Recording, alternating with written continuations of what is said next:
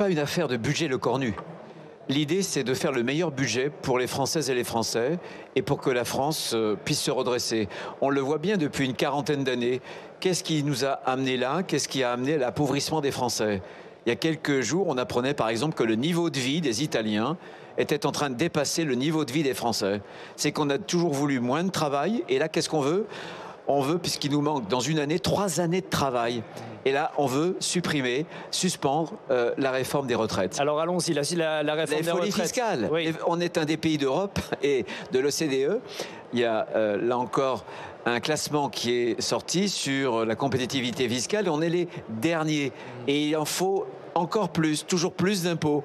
Ça ne fonctionne pas, ça n'a pas fonctionné hier et ça ne fonctionnera pas non plus demain. Objectif, 0 augmentation d'impôts dans les débats budgétaires, dans les budgets qui sont actuellement examinés au Parlement. L'objectif, on a un problème de dépenses publiques.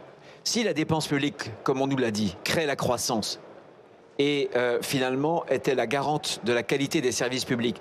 Mais on serait à l'avant-garde du bonheur universel puisque on a la dépense publique, là encore vis-à-vis des partenaires européens, la plus importante. On va parler effectivement des dépenses, donc sur les recettes. Faire des économies. On va faire des économies, c'est ce que demande le Sénat. Personne parle des dépenses, pardon.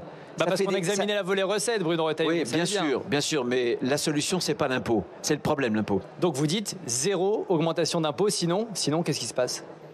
Sinon, on ne votera pas. Mais comme au Sénat, on a le moyen, justement, puisque nous sommes majoritaires avec le centre, nous pourrons, justement, supprimer des impôts, nous pourrons baisser d'autres impôts et nous pourrons nous attaquer vraiment à la dépense publique. Il faut que l'État puisse se serrer la ceinture avant même de faire la poche des Français et des entrepreneurs.